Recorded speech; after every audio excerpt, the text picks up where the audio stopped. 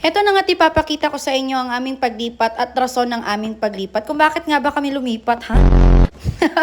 Pati ako nalito dun, ha. Anyway, so eto na ngayon napili naming lilipatan at abrupt na abrupt itong paglipat namin. Actually, planado na pero talagang wala kaming makita. Pero bago mag-end ang month ay ayun na nga nag-pop up na siya sa marketplace kung saan kami naghahanap at nag-schedule na kaagad kami ng viewing. Upon viewing ay okay naman na sana siya sa amin, kaya lang itong sa banyo ay may mga kulang-kulang. Kaya ay talagang nag-request ako sa may-ari na kung pwede kami nalang paggawa, ipadeduct na lang sa aming next bill. So napag-usapan na nga namin ni tatay lahat ng mga gagawin at gastusin na teto at nag-withdraw na kami at binigay namin sa kanyang bayad. Nang makabili na siya kaagad ng materyales dahil bukas ipapagawa na namin dahil bukas na din kami agad-agad nalilipat. Basta pag kami ay lilipat, may pina-follow kaming beliefs, depende na din yun sa inyo. At kailangan din namin tong nangkang to. Naku, laway na laway ako dyan. Ito na nga ang itsura ng aming huling tinitirhan at ayan si Bunso, gamit niya pa lang yan, ha? Di nyo kakayanin. So paano na lang ako, ano? So ayun si ate, nagsimula na sila sa kanilang kwarto ni Macy at eto na naman yung sa tindahan ko. Na unti-unti binabalot ni Bobby, tayo nabutan na nga kami ng gabi, sobrang kalat ng bahay. At nagantay na lang kami ng madaling araw dahil yan talaga yung oras na naglilipat kami para iwas traffic. But a night before we're going to finally transfer, ay pumunta muna doon si Habi at si ate para maglinis. At eto ngay huling-huli sa akto kung gaano sila kapagod. Oh. So nauna muna kami pumunta doon para gawin yung mga pinaniniwalaan namin, of course, bago talaga lubusang mag-al sa balutan. So ang reason ko bakit kami lumipat ay sobrang laki talaga ng bahay na tong pinagstayan namin. Lumipat kami for the reason na we wanted a bigger room and a bigger space. 4 na kwarto meron dito, isa kay Nani at kay Macy, sa amin ni Bobby, kay Bunso at sa jowa niya, at sa live room kung saan nakastocks yung mga benta namin. Kaya lang unti-unti na silang umalis simula nung nabuntis ako kasi nga nag-stop na ako ng pagbebenta.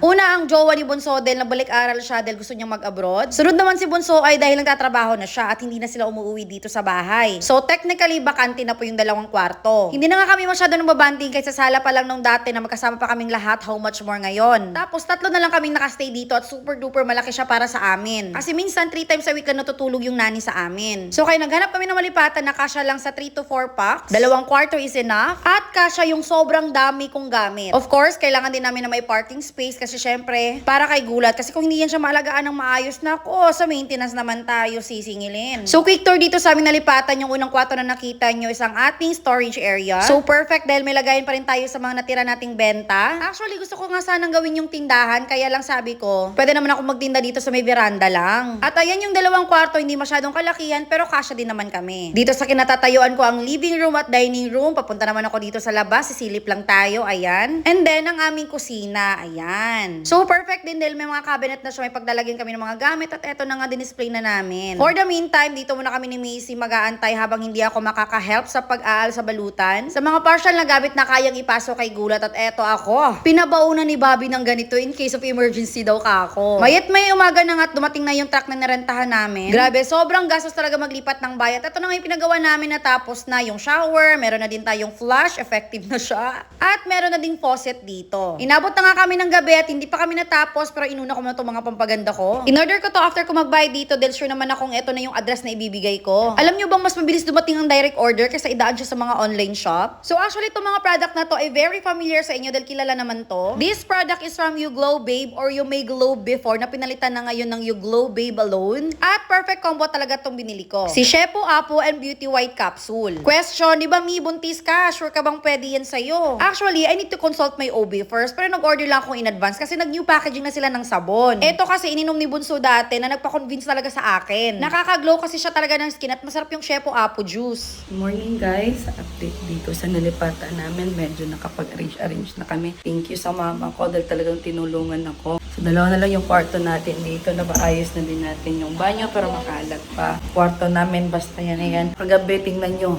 Yan yung look ng bahay namin.